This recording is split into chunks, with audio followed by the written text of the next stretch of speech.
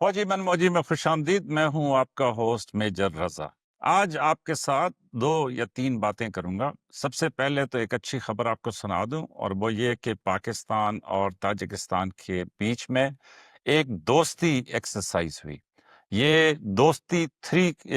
2 के नाम से एक्सरसाइज जो है वो 4 से 9 अगस्त को हुई। और ये जो दोस्ती की जो एक्सरसाइज थी ये ताजिकिस्तान में हुई। इसमें जो ताजिकिस्तान की तरफ से जिन्होंने हिस्सा लिया वो कर्नल मोहम्मद मुअज्जम जफर थे, और दूसरी तरफ पाकिस्तान के जो सीनियर अफसरान थे और पाकिस्तान के जो बहादुर फौजी जवान हैं वो इसमें शामिल थे। तो उन्होंने इसके बीच में एक हिस्सा लिया और दोनों मुल्कों ने एक मुश्तरका एक्सरसाइज की।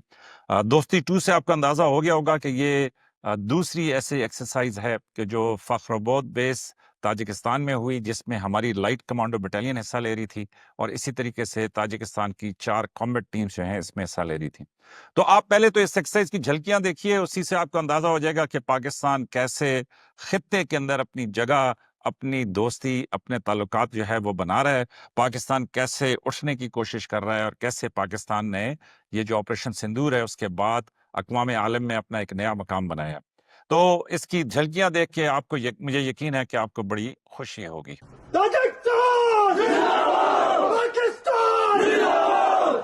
ताजिकिस्तान जिंदाबाद, पाकिस्तान जिंदाबाद। आपने देखा कि कैसे ताजिकिस्तान जिंदाबाद, पाकिस्तान जिंदाबाद के नारे लग रहे थे, और अल्लाह का शुक्र है इसी तरीके से ईरान की पार्लियामेंट में वो नारे लग रहे थे कि पाकिस्तान जिंदाबाद। और आपने ये भी देखा कि ईरान के सदर जो है वो चंद दिन पहले पाकिस्तान आए हुए थे अपने पूरे डेलीगेशन के साथ, और यहाँ पे उन्होंने बड़ी सैर हासिल किस्म की मीटिंग्स की। तो मैं पिछले दिनों एक सेमिनार में था, तो वहां पे किसी ने ये बात की कि आप ये देखें कि मई में इंडिया पाकिस्तान की जंग हुई, जून में ईरान और इसराइल की जंग हुई, और उन्होंने कहा कि जी अगस्त में ये जो थाईलैंड, कंबोडिया, ये आपने देखा होगा कि यहाँ पे इनकी जंग हुई कि जिसमें एक सूरत हाल जो है वो अचानक भड़क उठी। तो उन साहब का ये कहना था कि जनाब दुनिया जो है वो जो कॉन्फ्लिक्ट है, जो लड़ाई है, जो रोजाना की जंग है, ये दुनिया में अब एक नया नॉर्म बन जाएगा। मतलब ये एक आम जिंदगी बन जाएगी कि जिसमें रोजाना की बुनियाद के ऊपर कहीं ना कहीं कॉन्फ्लिक्ट होगा। और फिर ये भी बड़ी बहस हुई, उस पर किसी और दिन प्रोग्राम करेंगे। फिर वो फैजान कहेगा कि मेरे साहब आपने इतनी दफा कहा है कि किसी और दिन प्रोग्राम करेंगे, कि वो 2-2.5 टॉपिक्स की लिस्ट बन गई है। लेकिन मैं क्या करूं कि एक तरफ 10 मिनट का प्रोग्राम करना होता है और दूसरी तरफ इतने टॉपिक्स। तो चलें, आज पेंड नहीं करता, मैं आपको इसके ऊपर अपनी राय दे देता हूं। तो उनका ये कहना था कि मई में जंग, जून में जंग, जुलाई में जंग, और आने वाले दिनों में अभी आप देख रहे हैं कि ये अगस्त सितंबर में वो कुछ मुल्क कह रहे हैं कि जी वो फ़लस्तीन की रियासत को रिकग्नाइज कर लेंगे, और फिर उसके बाद फ़लस्तीन और गजा में जो सिचुएशन है उसको भी आप देख रहे हैं। तो उसके बीच में तो वो ये कह रहे थे कि जी कॉन्फ्लिक्ट की एक तो कॉन्फ्लिक्ट नया नॉर्म होगा, कि दुनिया में जो जंग है, ये जंगी सूरत हाल है, ये एक आम बात बन जाएगी। और दूसरा कि जंग की नौयत बदल गई है। नौयत बदल गई है, इससे मुराद ये है कि पहले जिस तरह टैंकों से चढ़ाई होती थी, ट्रुप्स जो है वो खंदकें खोद के एक दूसरे के सामने आ जाते थे और गोलियां चलती थी, और फिर वहां पे जो है ना वो इतने इलाके पे कब्जा हो गया। तो उन्होंने कहा कि अब ये कब्जों की जंग नहीं रही, बल्कि ये मिसाइल्स की, ड्रोन्स की, अनमैन्ड आर्मर्ड व्हीकल्स की, तो एरियल व्हीकल्स की, इनकी ये जंग बन गई है। कि जिसमें, और ये देखें आपने कि जी ईरान ने कितना अरसा पहले एक स्ट्रेटजी डिफाइन की कि हम जहाज़ों पे पैसा खर्च नहीं करेंगे, टैंकों पे नहीं करेंगे, हमारी इसराइल के साथ दुश्मनी है। तो उन्होंने सिर्फ अपनी बैलिस्टिक मिसाइल्स की, और ये जो किलर ड्रोन्स हैं, और प्लस ये जो इनके हाइपरसोनिक मिसाइल्स थे, इसके ऊपर उन्होंने फोकस किया। और कुछ के ख्याल में कि जी उनकी जो स्ट्रेटेजिक कैलकुलेशन थी वो दुरुस्त साबित हुई, कि उन्होंने उसके जरिए अमेरिका और इसराइल को रोक दिया, और ईरान का उन दोनों को रोक लेना ईरान की कामयाबी तस्वर किया जा रहा है। तो जंग की नौयत इस लिहाज से बदल गई है कि अब आपने हैंड टू हैंड कॉम्बैट, ये एक दूसरे के साथ डायरेक्ट लड़ाई नहीं करनी, बल्कि अपनी टेक्नोलॉजी के जरिए दूसरे को ज़ेर करना है। और इसके अलावा ये जो सलाहियत है कि जिसके जरिए आप दूसरे के बैंकिंग सिस्टम को हैक कर सकते हैं, उनकी डैम्स को, उनकी रेलवे स्टेशंस को, उनकी जो भी इलेक्ट्रॉनिक्स या कम्युनिकेशन से ताल्लुक रखने वाली चीज़ें हैं, आप उनको हैक करके मुंजमद कर दें, उनकी इकोनॉमी को नुकसान करा दें। या तीसरी सूरत हाल ये है कि ये जो प्रॉक्सी जंग है, प्रॉक्सी जंग ये है کہ میں خود تو نہیں لڑ رہا لیکن میری جگہ پہ کوئی اور لڑ رہا ہے. جس طرح یورپ خود تو نہیں لڑ رہا روس کے ساتھ، امریکہ خود تو نہیں لڑ رہا روس کے ساتھ، لیکن یوکرین میں اس نے روس کو الجھایا ہوا ہے. روس یوکرین کے ساتھ مسلسل حالت جنگ میں ہے، اب یہ چوتھا سال ہے، اور اس وجہ سے روس جو ہے وہ وہاں پہ انگیج ہوا ہے. تو اسی طریقے سے پاکستان بھی یہ کہتا ہے کہ پاکستان کو کمزور کرنے کی، پاکستان کو نقصان پہنچانے کی نئی انڈین پالیسی جو ہے وہ یہ ہے کہ پاکستان کو بلوچستان میں الجھا کے رکھو، وہاں پہ جو لوگ ہیں ان کو پیسہ دو، اس کے ذریعے فتنۃ الہندوستان وہاں پہ قائم کرو. اسی طریقے سے یہ جو تحریک طالبان پاکستان والے ہیں، ان خارجیوں کے ذریعے پاکستان کو کے پی میں الجھاؤ. اس طریقے سے پاکستان کی فوج، پاکستان کی ریاست جو ہے وہ مسلسل ایک ٹکراؤ میں، مسلسل ایک الجھاؤ میں رہے گی، اور اس الجھاؤ میں رہنے کی وجہ سے ان کی اکانومی، ان کی معیشت، ان کے خرچے، ان کا سب کچھ وہ اتنا زیادہ ہو جائے گا کہ پاکستان کی ریاست خود بخود گر جائے گی. تو یہ نئی جنگیں ہیں، یہ نئے بیانیے ہیں، یہ نئی سوچیں ہیں. لیکن اس میں اہم بات یہ ہے کہ مئی میں جنگ، جون میں جنگ، جولائی میں جنگ، اگست میں ایک جنگ جاری ہے، اور ستمبر میں وہ کہہ رہے ہیں کہ کیا پتہ دوبارہ آپریشن سندور کی کوئی مس ایڈونچر انڈیا کرے، یا کیا پتہ دنیا کے کسی اور خطے کے اندر کچھ ہو، یا یہ جو ابھی اگست میں ملاقات ہے امریکہ کے صدر اور روس کے صدر کی، کہ اس کے نتیجے میں کیا سامنے آتا ہے، اور کیا چائنا کی طرف اس کے بعد پالیسی بدل جائے گی. تو خطرات جو ہیں وہ بڑھتے جا رہے ہیں. اور پھر اس کے بیچ میں یہ سونے کی قیمت، پھر اس کے بعد یہ سٹاکس، پھر اس کے بعد یہ اے آئی، اس کے بعد معیشتوں کا کمزور ہونا، اس کے بعد لوگوں کا کمپلین کرنا. پاکستان میں تو کمپلین ہے ہی ہے، لیکن انڈیا میں، مطلب دیگر دوسری ریاستوں کے اندر، یورپ میں لوگوں کا کمپلین کرنا، اور پھر یورپ کا یہ اعلان کرنا کہ وہ اپنے زیادہ پیسے جو ہیں وہ جنگ کے اوپر یا جنگی ہتھیاروں پہ خرچ کریں گے. تو دنیا کا اس کے ساتھ ماحولیات کا اثر بھی ہے کہ جی ٹیمپریچر بڑھنا شروع ہو گیا ہے، اور اتنی گرمی، اتنی شدید گرمی جو ہے ان علاقوں میں دیکھنے میں آ رہی ہے کہ جہاں پہ پہلے سے گرمی نہیں تھی. پاکستان میں تو فلیش فلڈز آئے ہیں نارتھ کے اندر کہ جس سے سڑکیں بہہ گئیں، گاؤں بہہ گئے، 100 گھر بہہ گئے. لیکن آپ نے انڈیا کی ویڈیو بھی دیکھی ہوگی کہ وہاں پہ بھی کیسا فلیش فلڈ آیا ہے، اور یورپ اور امریکہ میں بھی کس طرح کے سیلاب آئے. تو وہ یہ کہتے ہیں سب کے بیچ میں ایک ایسی صورتحال بن رہی ہے کہ جہاں پہ جنگیں زیادہ ہوں گی، روزانہ کی بنیاد کے اوپر اچانک، جس طرح یہ اچانک کہیں سے پہاڑ پھٹ پڑتا ہے اور اس میں سے ایک سیلاب نکل آتا ہے، اسی طریقے سے اچانک کہیں پہ کچھ ہوگا اور وہاں پہ جنگ شروع ہو جائے گی.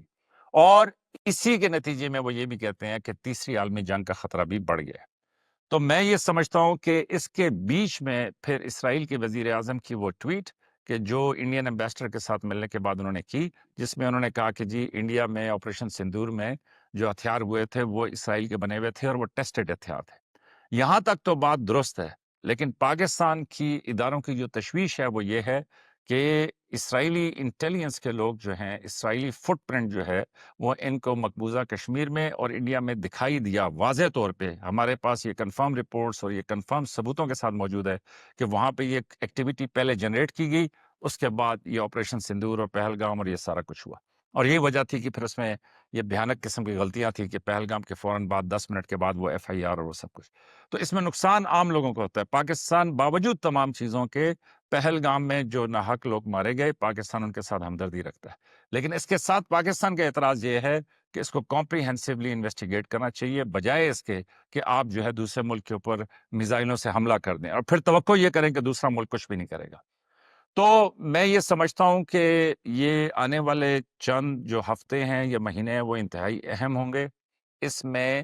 یہ میٹنگ بڑی اہم ہے اگست میں، لیکن اس کے باوجود اگر اس میٹنگ میں کوئی کامیابی بھی مل جائے یوکرین اور روس کی سطح کے اوپر، لیکن اس کے باوجود دنیا میں جنگ کا خطرہ بہت شدید ہے. اور جنگ کا جو خطرہ ہے اس کی بنیاد کے اوپر یہ بڑا ضروری ہے کہ آپ میری، ہم سب کی زندگی کے اوپر کیا اثرات ہوں گے. تو ایک تو یہ ہے کہ معاشی طور کے اوپر جو ملک مضبوط ہوں گے، جو خود کفیل ہوں گے، وہ ملک جو ہے بہتر صورتحال کے اندر ہوں گے. اور اس میں پاکستان کی صورتحال جو ہے وہ تشویشناک ہے، پانی کے حوالے سے، فوڈ سیکیورٹی کے حوالے سے، آبادی کے حوالے سے، موسم کے اثرات کے حوالے سے، پھر بڑھتی گرمی کے حوالے سے. تو پاکستان میں بڑی محنت کرنے کی اور بڑی قوم کو، حکومت کو، لوگوں کے ساتھ مل کے بڑی سنجیدگی سے اپنا آنے والا راستہ جو ہے وہ بنانا ہوگا. یہ سارا کچھ عام فورسز کے اوپر نہیں چھوڑا جا سکتا کہ صرف انہوں نے ہی پورے پاکستان کا غم اٹھانا ہے. اور دوسری طرف پاکستان عام فورسز نے بھی جگہ دینی ہے تاکہ دوسرے ادارے جو ہیں وہ بھی اپنا وزن اپنے پاؤں پہ اٹھا سکیں، تب جا کے یہ جو باہمی مطلب ہمارا رشتہ ہے، تب جا کے ہماری جو باہمی ٹیم ورک ہے، اس سے پاکستان جو ہے وہ آگے کی طرف بڑھے گا۔ تو میرا کنسیڈرڈ نقطۂ نظر یہ ہے کہ آنے والے دنوں میں دنیا مکمل تبدیل ہو جائے گی، اور اس میں ایسے میں پاکستان کو آگے بڑھنے کے لیے اپنے راستے نکالنا ہوں گے۔ ابھی میں کسی کے ساتھ پروگرام کر رہا تھا، تو اس میں یہ جو انڈیا کے اوپر ٹیرف لگے ہیں اور اس کے بعد جو ہے وہ سارا کچھ، تو وہ بڑا اترا رہے تھے کہ جی ہم تو آرم ٹویسٹنگ، سبزی منڈی میں بھی اسی طرح بھاؤ تاؤ ہوتا ہے تو ہم امریکہ کے ساتھ بھاؤ تاؤ کر رہے ہیں۔ وہ ٹھیک ہے، اپنی جگہ پہ ان کی ایک طرح سے بات درست ہے کہ ہر ملک اپنا بھاؤ تاؤ کرتا ہے، پاکستان اپنی کوشش کرتا ہے، سب کچھ ہے، لیکن حقیقت یہ ہے کہ سندور نے اور بنیان المرصوص نے انڈیا کو ایک دفعہ سوچنے پہ مجبور کیا ہے۔ اس کے بعد جب چائنا نے ان کے ریئر ارتھ کہتے ہیں ایسے میٹلز کو یا منرلز کو کہ جو ہتھیاروں میں، جنگی جہازوں میں استعمال ہوتے ہیں، چائنا نے جب وہ بند کیے، کیونکہ دنیا میں چائنا کی اس کے اوپر تقریباً منوپلی ہے۔ چائنا نے اپنے پچھلے 20 سال میں اتنے ہاتھ گندے کیے ہیں، اتنی مشکل یہ دھاتے ہیں کہ جن کو انہوں نے باہر نکالا ہے، کہ اب امریکہ بھی مجبور ہوا ان کے ساتھ بات کرنے کے لیے، اور بالکل اسی طرح چائنا کے ساتھ بات کرنے کے لیے انڈیا بھی مجبور ہوا۔ یہ جے شنکر صاحب ایسے ہی نہیں چائنا کے ویزے کھول کے آئے آپریشن سندور کے بعد، اور اسی لیے مودی صاحب بھی اب وہاں پہ جا رہے ہیں۔ تو یہ بہرحال بڑا اللہ کا شکر ہے کہ پاکستان کی سول اور ملٹری قیادت نے اور اسپیشلی یہ جو میڈیا ہے، اس نے بڑے زبردست طریقے سے یہ بنیان المرصوص اور مارکہ حق کے دوران پاکستان کا ایک بڑا پازیٹیو امیج دنیا کو بھیجا ہے، اور پاکستان اگر پہلے یہاں پہ تھا تو یہاں پہ آ گئے، لیکن اس کو برقرار رکھنے کے لیے اور اس پہ مزید محنت کرنے کے لیے ہم سب کو مل کے بہت کوشش کرنی ہے۔ تو میں دعا کرتا ہوں کہ اللہ تعالیٰ پاکستان کو جو ہے اس مشکل سے نکالے اور پاکستان کو کامیاب کرے، اور پاکستان کی یہ جو نیا ایک وقار دنیا میں آیا ہے، اس کو ہم صحیح طریقے سے نبھا سکیں اور پھر آپس کی لڑائیوں میں نہ الجھ جائیں۔ تو آنے والے دنوں میں دیکھتے رہیے فوجی من موجی، آپ کے ساتھ میں شیئر کرتا رہوں گا کہ کس طریقے سے دنیا جو ہے وہ چینج ہو رہی ہے۔ وہ بہت سارے لوگ کامنٹس میں لکھتے ہیں، لیکن دیکھیں اس طرح نہیں ہو رہا جس طرح لوگوں نے سوچا تھا، اس سے بڑا فرق ہو رہا ہے، اور فرق یہ ہو رہا ہے کہ امریکہ کی وہ جو یک طرفہ پوری قوت تھی وہ اپنی جگہ موجود تو ہے، لیکن اس میں وہ دم خم نہیں ہے، اور اسی لیے پاکستان جو ہے جو راستہ اپنا رہا ہے کہ جس میں امریکہ کے ساتھ وہ اپنے معاملات علیحدہ سے دیکھ رہا ہے اور چائنا کے ساتھ علیحدہ سے دیکھ رہا ہے، تو آپ دیکھیں کہ آج پاکستان کی پوزیشن جو ہے وہ صحیح ثابت ہوئی ہے، بنگلہ دیش بھی مان رہا ہے اس کو۔ تو بہرحال اس کے ساتھ اندرونی طور پہ محنت کرنے کی، جابز پیدا کرنے کی، اکانومی کو بہتر کرنے کی بڑی ضرورت ہے۔ تو اللہ کرے کہ حکومت اس طرف بھی توجہ دے اور لوگ بھی جو ہے خود سے شوق پیدا کر کے آگے بڑھیں۔ تو اپنا خیال رکھیے گا۔ یہ تھا آج کا فوجی من موجی۔